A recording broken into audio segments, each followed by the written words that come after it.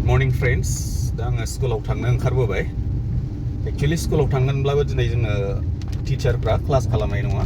मानोना जोंहा NPS नि एगेन्स्टै मोनसे स्ट्राइक दङ. दा जोङो जास्ट स्कुलावल' थांगोन. आरो दिनै जोंहा मोनसे गोजोनथाव खौरांबो दङ. जोंहा इसर'निफ्राय Chandrayaan 3 मुन मिशनाव हगारहरनाय जादोंमोन. दा बियो दिनै बेलासिनिफ्राय 5:30टासोआव अखाफोराव सफ्ट लेन्डिं खालामहैसिगोन. दा बेखौनो गभर्नमेन्टनिफ्राय मोनफ्रोमबो फरायसालियाव लाइभ टेलिकास्ट खालामनांगौ बा टिभि देखायनांगौ होननानै मोनसे अर्डार दङ. दा बे अर्डारखौ जोङो स्ट्राइकनि गेजेरजोंब्लाबो पालन खालामनोसै. दा गथ'फोरखौ साइन्स एन्ड टेक्न'लजिनि सायाव एसे गियान होनांगौ हिसाबै जोङो बेखौ स्ट्राइक दंब्लाबो गथ'फोरनि रोंनायखौ नायनानै जोङो बेखौ स्कुलाव थांनानै खालामसिगोन. फरायसालियाव सौफैबाय आङो. दा जोङो रावबो क्लास लानाय जायासै. बेनि थाखायनो गथ'फोरखौ मा खालामनानै दोनगोन मा मागोन जानानै जोङो गथ'फोरनो मोनसे उन्दैफोरनि सिनेमा देखायनानै दोनबाय नैबे जोंनि smart क्लासरुमावहाय.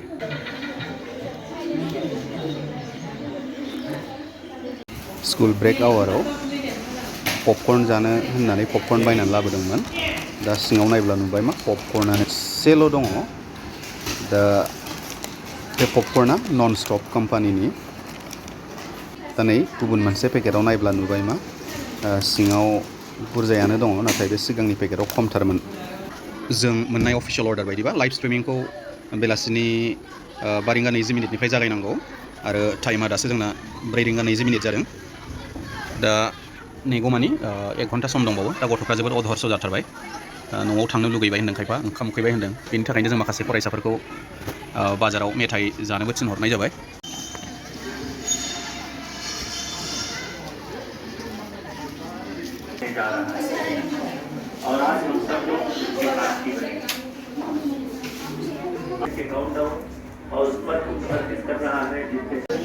Mission Operation and my colleague Dr. Padamdev Mishra.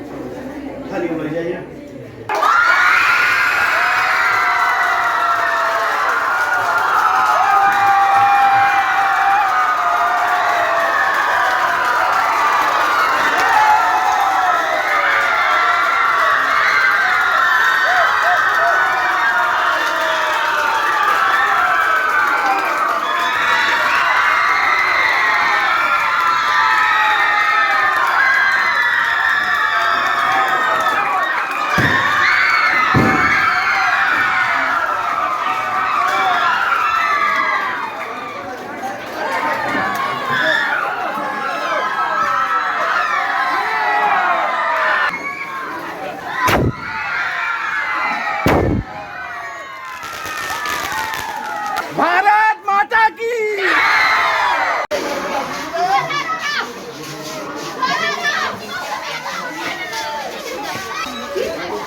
चंद्रमा की सतह पे लैंड हो चुका है. प्रधानमंत्री जी नमस्कार. Sir, we have achieved soft landing on the moon. India is on the moon.